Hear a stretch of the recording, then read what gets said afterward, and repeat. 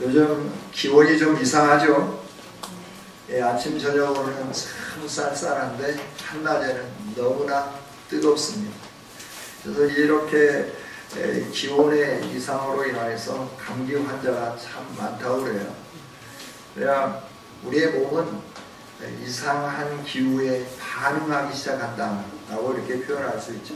왜 감기 걸리나가 아니라 기온이 이상함으로 인하여 내 몸이 반응하고 있구나, 내 몸은 정말 지극히 정상이구나 하는 것을 꼭 기억했으면 좋겠습니다. 하나님의 형상으로 지어진 우리들이 세상의 오염된 환경 그리고 상황 속에서 살아가는데 거기에는 별다른 반응을 보이지 않는 것, 이거는 좀 이상하지 않을까 이렇게 생각을 해봐요. 여러분, 오염된 환경과 상황 속에서도 우리의 육체가 그 오염된 환경과 상황에 반응하면서 저항하면서 살아갈 수 있는 저와 여러분이 될 수 있기를 주님의 이름으로 축복합니다.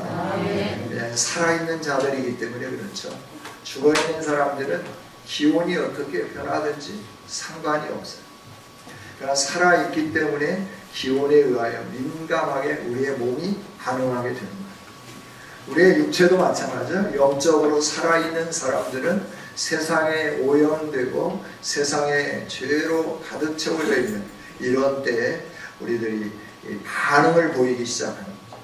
미세먼지가 많이 이렇게 나타나게 되면 우리는 어떻게 하나요? 호흡기를 보호하기 위하여 마스크를 착용하죠. 밖에 있는 미세먼지를 95%, 6% 이상 차단하는 마스크를 착용하면서 이 나쁜 물질이 내 안에 들어오지 않도록 반응하는 것이 기본적인 우리의 삶이라 하는 거죠. 저와 여러분의 영적인 삶도 이랬으면 좋겠어요. 오염된 환경을 바라다 보면서 오늘은 오염지수가 좀 높구나, 미세먼지 나쁨, 소미세먼지 아주 나쁨, 그러면 거기에 걸맞는 행동을 취하듯이 우리가 영적으로도 이렇게 부패하고 타락한 세상에서 살아갈 때 세상의 기류에 합류하면서 사는 게 아니라 세상의 기류 속에서 살아있는 생명을 가진 자처럼 반응하면서 하나님의 거룩한 역사를 이루어가면서 사는 멋진 성도들, 영적인 감각이 살아있는 성도들이 될 수 있기를 주님의 이름으로 축복합니다. 오늘 우리는 하나님이 기뻐하시는 영혼 구원을 위해서 전도의 날을 정했습니다. 이 전도의 날을 정했을 뿐만 아니라 전도 대상자들을 각자 마음속에 새겼죠. 그리고 그 마음속에 새긴 전도 대상자를 기록해서 제출하셨어요. 안 오신 분들도 계시지만 말입니다. 그러나 그걸 써내지는 않았지만 여러분 마음속에 전도 대상자들을 품고 기도하고 있는 줄 믿습니다. 그 영혼을 이 세상에 잉태하기 위하여서 준비하고 그 영혼을 위하여 기도하고 그 영혼의 디데이, 우리가 그 영적인 자녀들을 출산하는 날을 여기 똥해서 6월 30일로 맞춰놓고 우리가 함께 기도하면서 나가게 되는 거죠. 전도는 중요한 일이에요. 영혼을 구원해내는 일이기 때문에 그렇습니다. 영혼을 구원한다라고 하는 것은 깨어져 버린 인간 안에 깨어져 버린 하나님의 형상을 회복하는 아름다운 일입니다. 하나님의 형상이 회복되지 못하니까 사람들이 어떻게 하느냐 그러면 하나님 없는 삶을 사는 거예요. 방탕에 방임하면서 살아가게 되는 거예요. 요즘 뉴스를 보면 끔찍한 일들이 너무나 많은 것 같습니다. 정말 어떻게 이런 일을 행할 수 있을까?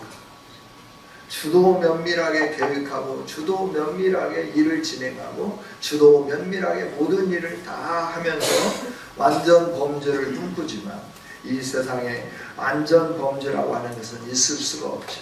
하나님이 보고 계시기 때문에 그렇고 또 우리 눈에 보이지 않지만 곳곳에 설치되어 있는 하나님의 눈처럼 많지는 않지만 곳곳에 있는 여러분들이 하루에 돌아다니면서 수십 번 얼굴이 찍히는 CCTV 때문에도 우리는 어떤 일을 제대로 할 수가 없다라고 하는 거예요.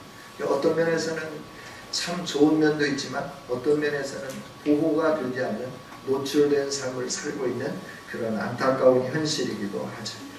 여러분, 오늘 우리는 전도하기를 원하는 것은 이 세상에 하나님의 형상이 깨어져 버린 수많은 영혼들 안에 하나님의 형상을 회복하는 멋지고 아름다운 일을 행하는 것이 전도하는 일인 줄 믿습니다. 이렇게 하나님의 형상이 회복되기 시작할 때 하나님을 아는 지식이 이 땅에 충만해지게 되고, 이 땅에 충만해지게 되면 사람들의 삶이 바뀌고 변화될 수 있음을 저는 확신합니다. 오늘 새벽에 기도하면서 장대현 교회로 말미암아 시작된 대한민국의 평양의 대부흥운동으로 인하여 주일이 되면 시장마다 다 문을 닫게 되었고, 믿는 사람이든 믿지 않든 장사가 안 되니까 문을 다 닫은 거예요. 가게를 열 필요가 없는 거죠. 그리고 어떻게 됐느냐, 교회로 몰려들기 시작했다. 인산인해를 이루기 시작했다 하는 거예요. 그날을 꿈꾸면서 하나님께 기도했습니다. 주님, 우리 교회가 믿음으로 아름답게 세워져서 하나님을 아는 지식으로 충만해지고, 이 하나님을 아는 지식으로 충만한 우리들이 하나님을 모르는 저 많은 사람들에게 복음을 증거하기 시작하면서 이 세상 가운데 하나님을 아는 지식이 충만해지기를 원합니다. 물이 바다 높음처럼 하나님을 아는 지식으로 이 월곡동이 충만하기를 원하고, 광산구가 충만하기를 원하고, 광주광역시가 충만하기를 원합니다. 그러면서 이 작은 소망을 품고 하나님께 기도해 봤어요. 하나님께서 이루어 주실 것을 확신하면서, 하나님 정말 우리를 통하여 이 위대한 역사를 이루시길 원하시는 주님, 우리가 이 일을 이루어낼 수 있는 작은 사명자로서의 삶을 살게 하여 주옵소서 하면서 기도했죠. 하나님이 마음에 뿌듯함도 주시고 반드시 그 일이 이루어질 것이라 라고 하는 확신도 주시면서, 그러나 세상은 더 악해질 것이다 라고 하는 마음도 허락해 주셨습니다. 여러분, 하나님을 아는 저와 여러분이 되기를 원합니다. 하나님에 대하여 알고 있는 것은 아무것도 아니에요. 하나님을 아는 저와 여러분이 될 때 이게 진정한 하나님을 아는 지식으로 충만해진 성도가 되어지게 되는 줄 믿습니다. 제임스 페커는 하나님을 아는 지식이라고 하는 책을 통하여서 우리들이 하나님을 알 수 있도록 지적으로, 영적으로, 의지적으로 하나님은 계속 역사해 주신다고 가르쳐 주셨죠. 여러분, 지적으로 알고, 이성적으로 알고, 영적으로 깨닫고 가슴이 뜨거워지는 우리 모두가 될 수 있기를 주님의 이름으로 축복합니다. 오늘 우리는 출애굽기 3장에 있는 말씀을 읽었습니다. 출애굽기의 구성은 먼저 전반부에는 하나님의 언약의 백성들이 약속의 땅을 떠나서 애굽으로 이주해 온 일부터 시작을 합니다. 야곱의 후손들 70여 명이 애굽 땅 고센에 머물렀더라 라고 말씀을 해줘요.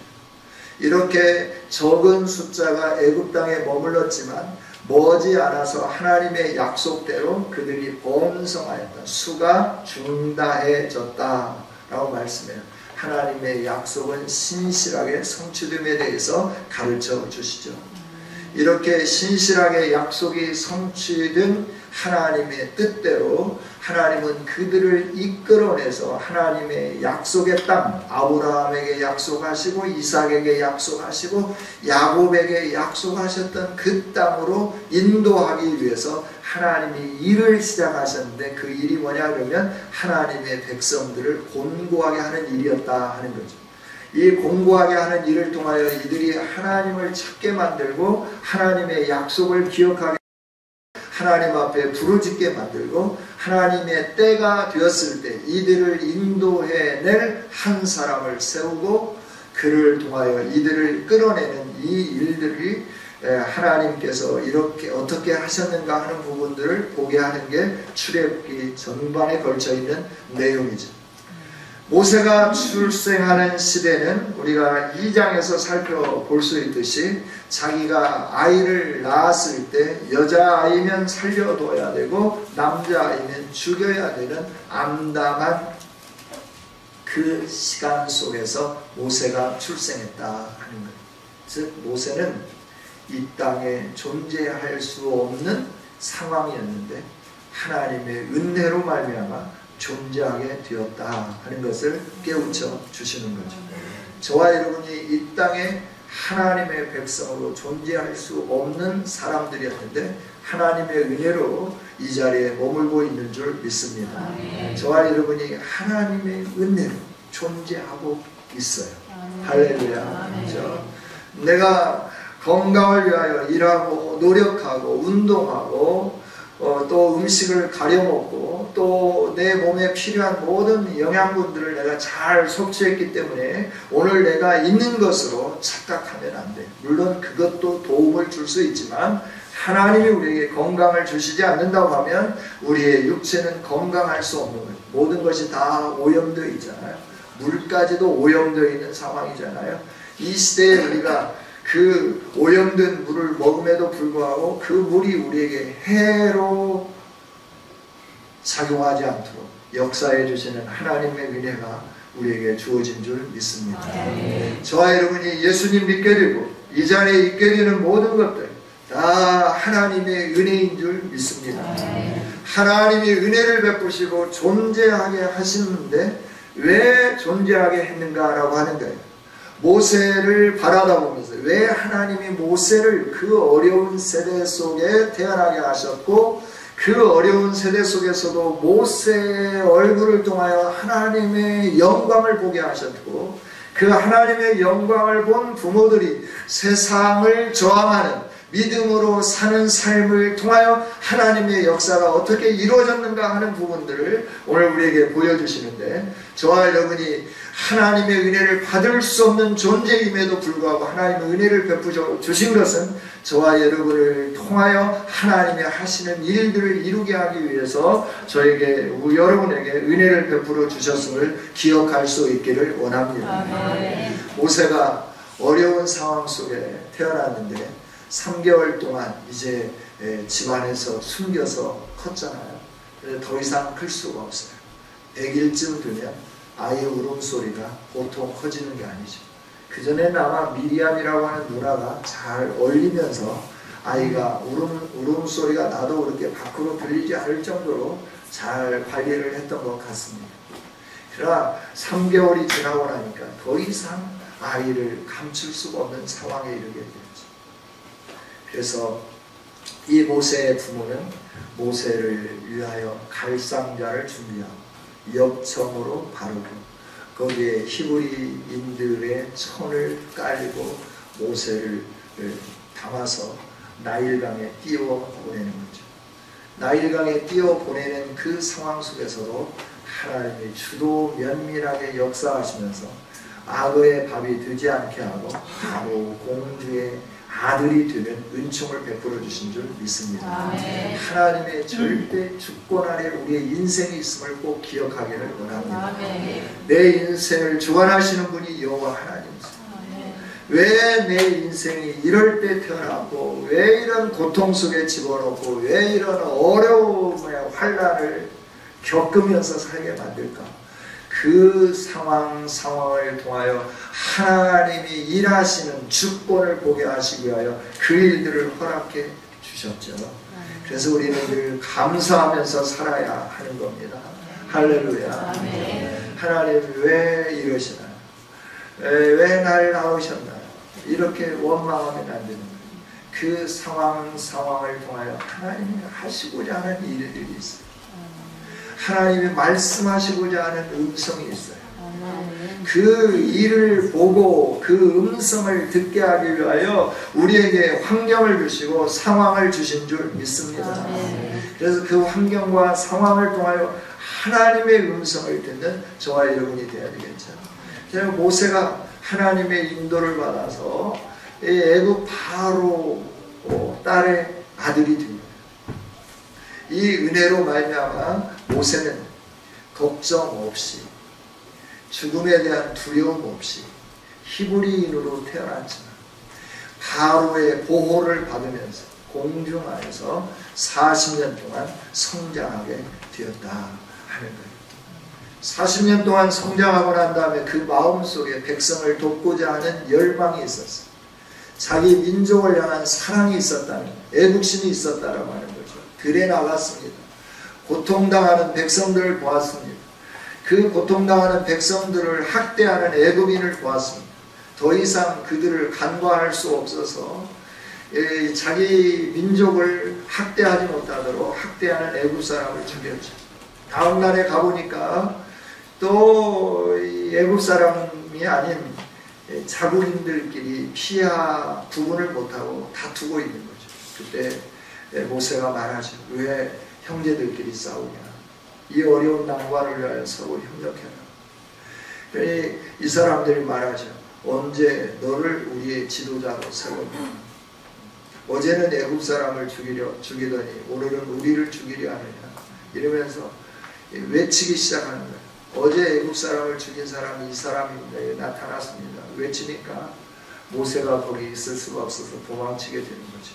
미디안 광야에 가서 40년 동안 오늘 속된 표현으로 얘기하면 인생의 황혼기를 다 보내버리고 가는 거죠.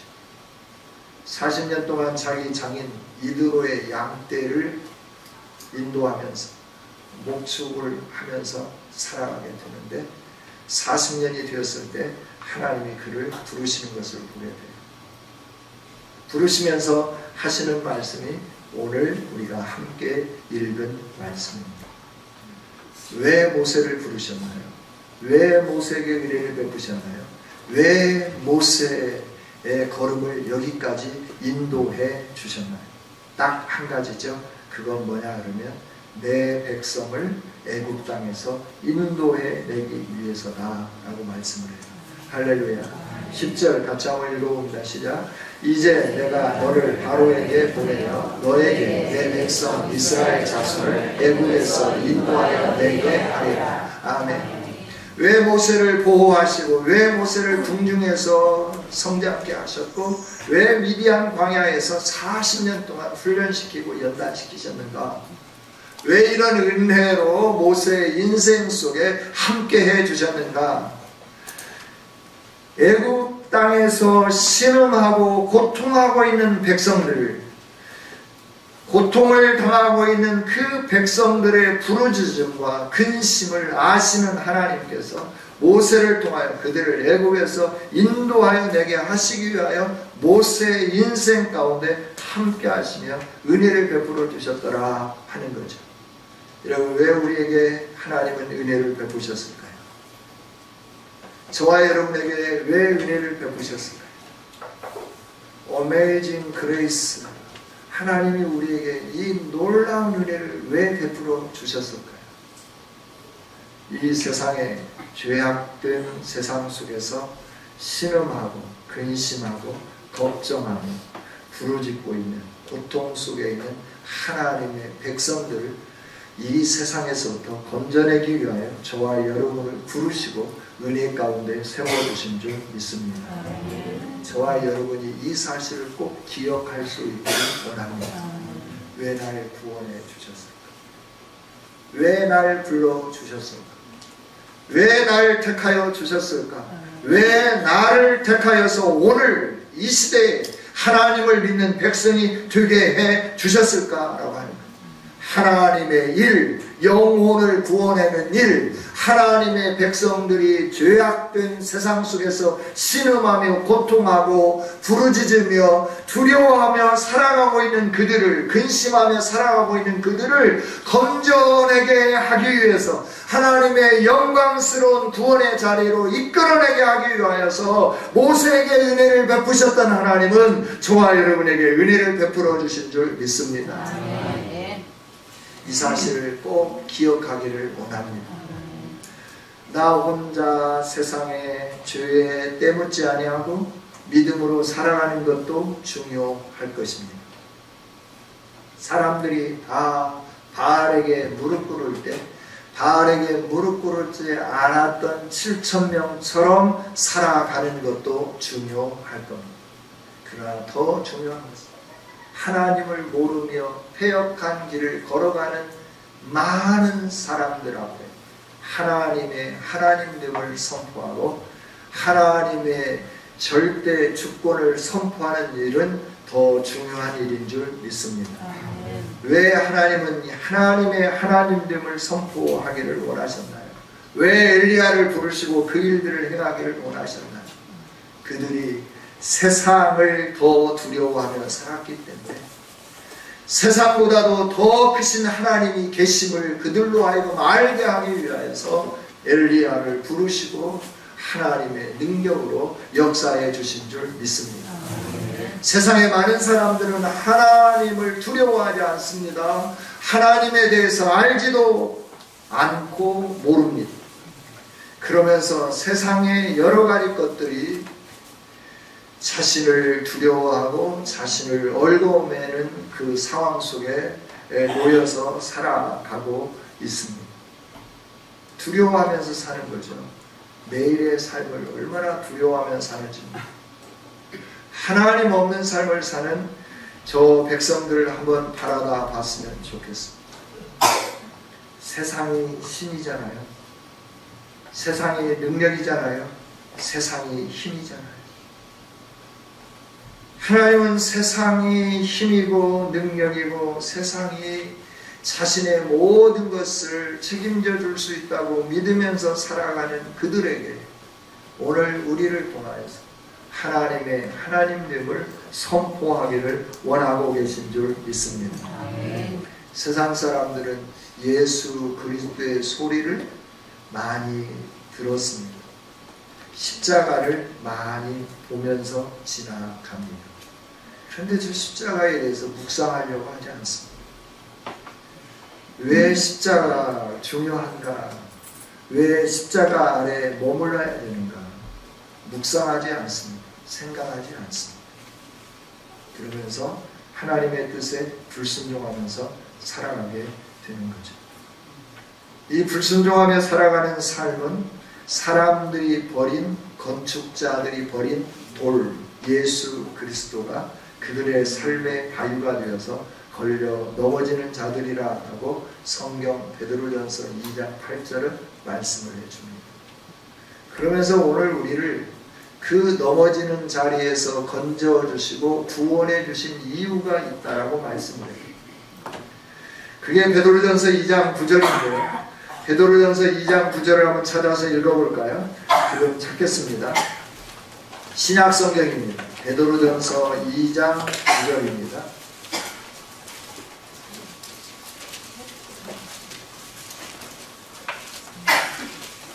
찾으셨으면 우리 한 목소리로 함께 읽겠습니다.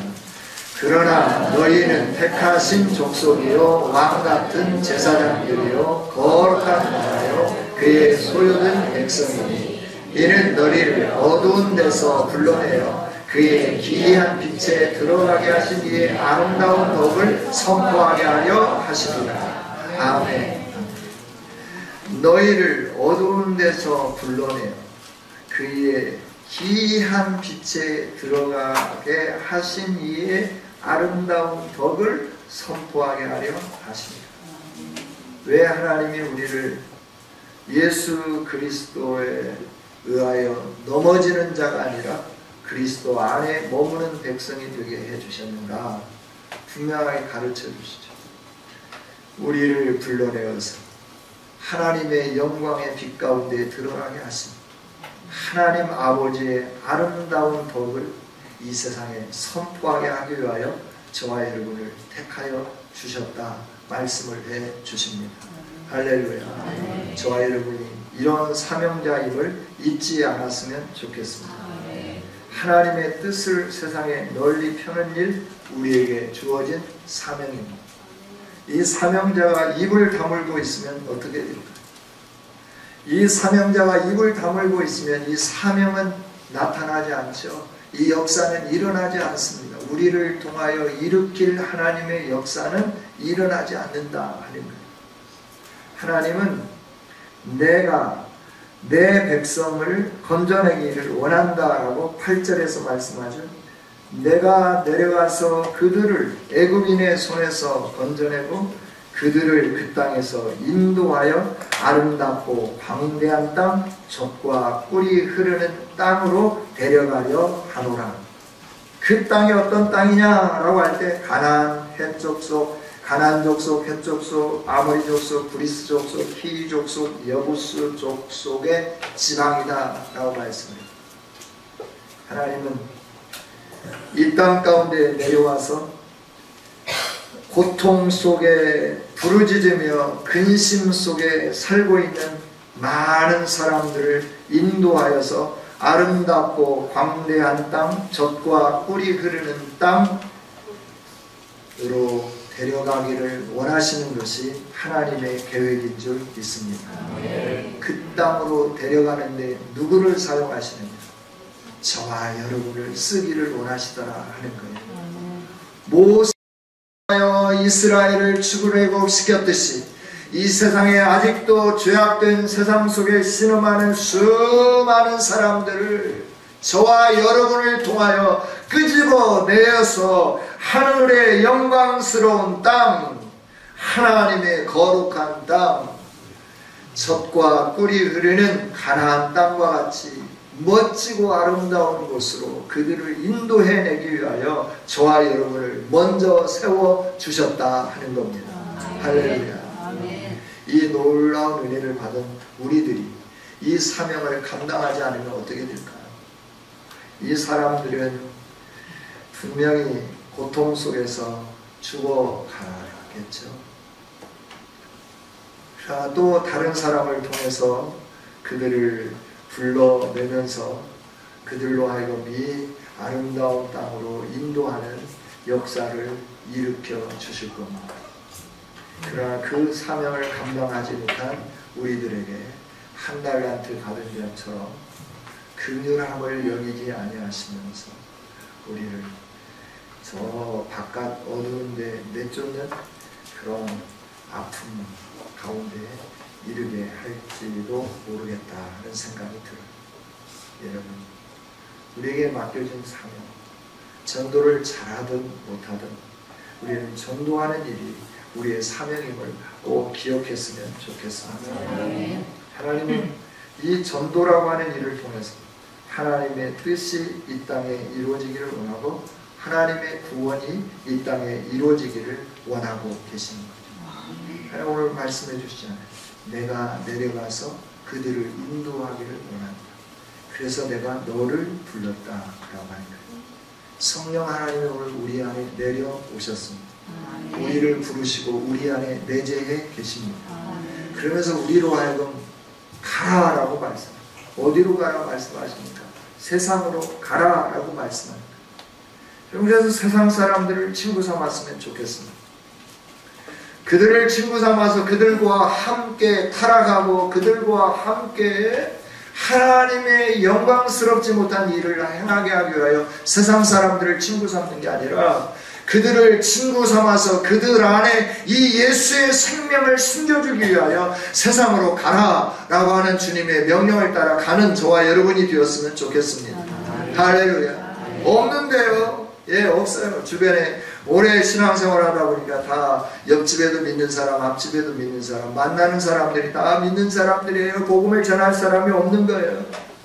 그러나 하나님은 세상으로 가라라고 말씀합니다. 우리를 구원의 도구로 사용하기 위해서다 하는 거죠. 하나님의 도구로 쓰임받는 저와 여러분이 되었으면 좋겠습니다. 할렐루야. 이 백성들을 구원해내지 않으면 이들은 어떻게 되냐? 고통 속에 살 수밖에 없는 거예요. 오늘 7절 8절이 그러죠.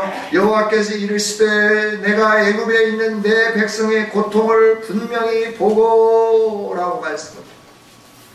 하나님 없이 살아가는 이 세상의 사람들은 고통 속에서 살고 있잖아요. 여러분, 성적이 인생을 좌우한다 그래서 성적에 줄 서잖아요. 하나님이 우리의 인생을 좌우하는 줄 믿습니다. 성적이 아닌데 말씀을 드려도 우리 마음속에는 이 세상에 이게 우리를 아주 짓누르면서 우리로 하여금 성적 하면서 살죠.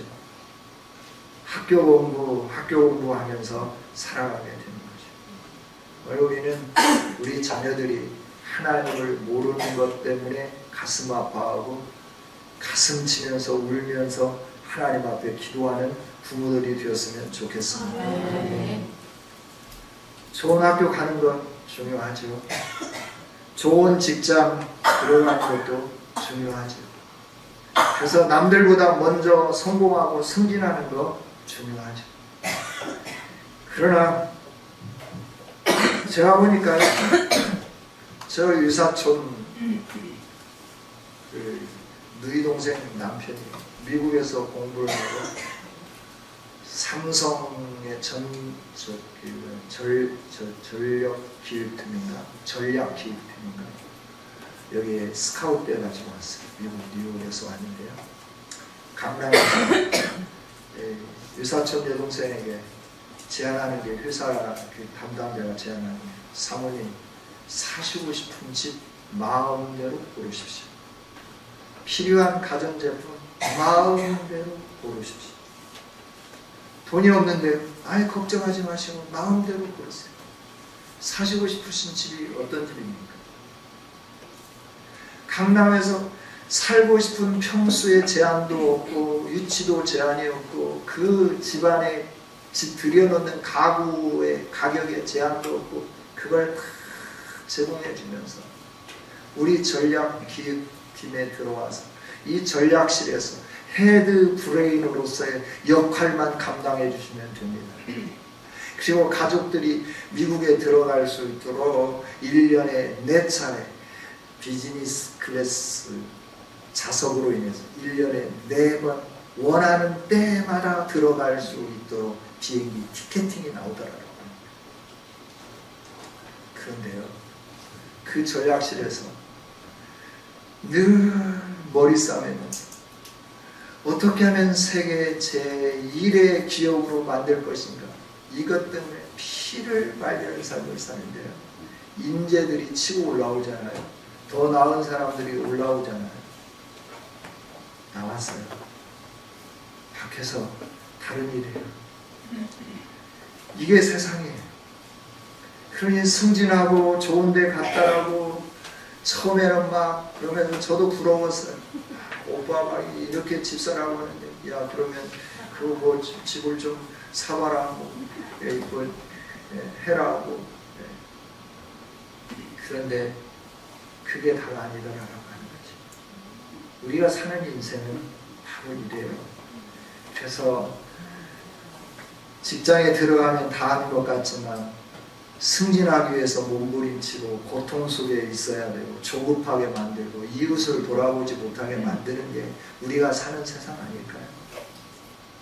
좋은 학교 들어가기 위해서 남을 돌아보는 게 아니라 내가 다른 사람보다 앞서가야 하는 이런 조급함 속에서 살아가는 게 우리가 살아가는 세상이 아닐까요? 그래서 저와 여러분이 여유가 없어요. 오늘 우리 예배하고 있으며 그리스도인으로 사는 우리 모두도 다 세상의 그 각박함 속에 살아가면서 여유 없는 삶을 살 때가 많아요. 상대를 인정하지 않아요. 상대가 하는 것은 비난의 대상이죠. 내가 하는 것만 옳죠. 내가 생각하는 것만이 옳죠. 그래서 한쪽에서는 진보고 종북이고 좌파라고 말하고 한쪽은 골통이고 보수라고 말하고 서로가 하나 되지 못하는 이때에 살아가고 있잖아요. 우리가 못 먹습니까? 못 입습니까? 오늘 우리들이 제대로 못 놉니까? 많은 사람들이 여유도 있고 풍요로움도 있습니다. 그래서 많은 일들을 행하며 나가잖아요. 그러나 어쩌면 오늘 우리가 예수님이 없이 살아가기 때문에 수가성 여인과 같이 살아가고 있다는 헛된 것들을 구하면서 살고 있는 세대가 오늘 우리가 살아가고 있는 세대가 아닌지 모르겠어요. 하나님은 오늘 말씀해 주시죠. 이런 여인에게 이런저인과 같은 너희를 내가 만나 주었다. 너의 갈증을, 인생의 갈증을 해소해 주었다. 참 행복을 맛보게 해 주었다. 네가 느낀 이 행복, 이 인생의 갈증의 문제를 가지고 고민하고 있는 너의 동네로 들어가라. 그리고 그들에게 나를 선포해라. 예수님 직접 말씀하시지 않았지만 이 은혜를 받은 수가성 여인은 자기 동네로 달려들어가서 외치기 시작하는 거예요. 봐라, 메시아를 만났다. 와서 봐라 라고 외치잖아요. 그때 수많은 사람들이 오게 되고 자유를 누리게 되고 거기에 머물기를 원하고, 그래서 수가성 안에 복음이 들어가고 예수님으로 인하여 새로운 삶을 사는 위대한 역사들이 일어나게 되었다. 성경은 가르쳐 주십니다. 저와 여러분을 통하여 이 일들을 이루기를 원하시는 하나님이신 줄 믿습니다. 한 예만 들고 말씀을 마치기를 원합니다. 오늘 우리는 예수님을 알지만 예수님을 만나지 못한 팬들로 살아갈 때가 너무 많다 하는 거예요. 카일 아이들먼은 그의 책 Not a Fan이라고 하는 책에서 오늘 우리나라에는 팬인가 제자인가 팬, 이런 팬이 아니고 팬인가 제자인가 라고 하는 책에서 대부분의 그리스도인들은 팬으로 살아가고 있다고 지적을 하였습니다. 이도 어릴 적에 마이클 조던과 같이 예수님에 대해서 알고자 하여 마이클 조던의 사진 옆에 예수님의 사진을 붙여놓고 살았다고 고백을 했습니다. 팬으로 살았다라고 고백을 한 거죠. 그러던 어느 날 어른이 되어서 팬으로 사는 것만으로 만족함이 없음을 깨닫게 되고, 그래서 그가 전적으로 예수 그리스도에게 항복을 하고 헌신하는 제자가 되었다고 고백을 합니다. 그러면서 말을 하죠. 이 세상에 많은 그리스도인들이 책을 통하여서 예수에 대하여는 알고 있다라고 말해요. 그러나 예수님 때문에 희생하려고 하지 않고 예수님 때문에 사명을 완수하기 위하여서 맡겨진 일들을 감당하려고 하는 사람은 극히 적다라고 말씀합니다. 팬은 관중석에 앉아있는 사람입니다. 함께 뛰지 않습니다. 희생하지 않습니다. 따르기를 원하지 않습니다. 그저 앉아서 즐기고 그저 앉아서 외치고 그저 앉아서 박수 치는 게 팬이에요. 그러나 제자는 함께 하는 것입니다. 배고픔도 같이 누리고 시장함도 같이 누리고 힘들고 고통스러움도 같이 누리는 것이 제자입니다. 오늘 저와 여러분이 제자가 되기를 원합니다. 예수님을 먼 발치에서 따르는 구경꾼이 아니라 예수님과 함께 예수님이 원하는 이 삶을 위하여서 전진해가며 희생하며 고통도 당하며 하나님 이 일을 이뤄가는 우리 모두가 되었으면 좋겠습니다. 이렇게 살아갈 때 주님은 약속해 주시죠. 오늘 10절에 뭐라고 말씀해 주십니까? 이제 내가 너를 바로에게 보내요 너에게 내 백성 이스라엘 자손을 애국에서 인도하여 내게 하리라. 12절에 하나님이 이르시되 내가 반드시 너와 함께 있으리라. 할렐루야. 오늘 우리를 보내시면서 내가 너를 바로에게 보내어 너에게 내 백성 이스라엘 자손을 애국에서 인도하여 내게 하리라. 너를 세상으로 보내어 세상에 있는 내 백성을 끄집어 내게 하리라 약속을 해주시면서 하나님 뭐라고 말씀하느냐? 내가 반드시 너와 함께 있으리라. 할렐루야. 마태복음 28장에서도 말씀해 주시죠.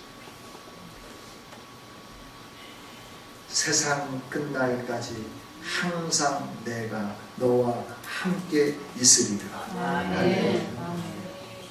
주님이 함께 하십니다. 사명자의 삶을 걸어갈 때 주님이 능력을 주십니다.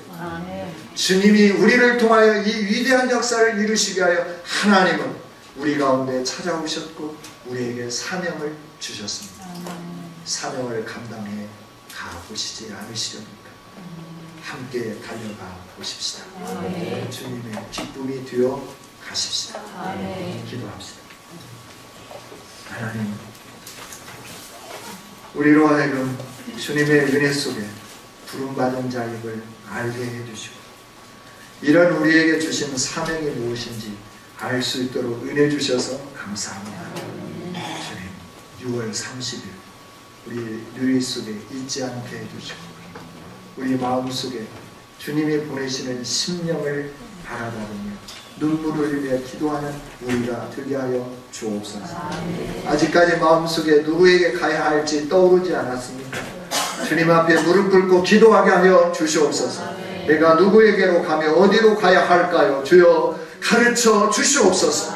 기도하면서 주님이 보여주는 그 사람에게 달려가게 하시고 그 영혼들에게 복음을 증거하게 하여 주시고 그들을 끌어내어 죄악된 세상에서부터 영광스러운 하나님의 나라로 인도해내는 믿음의 사명자들이 다 되게 하여 주옵소서. 그래서 하나님의 기쁨이 되게 하여 주옵소서. 우리가 팬이 아니라 제자가 되기를 원합니다. 주님 도와주옵소서. 감사합니다. 예수님의 이름으로 기도하옵나이다.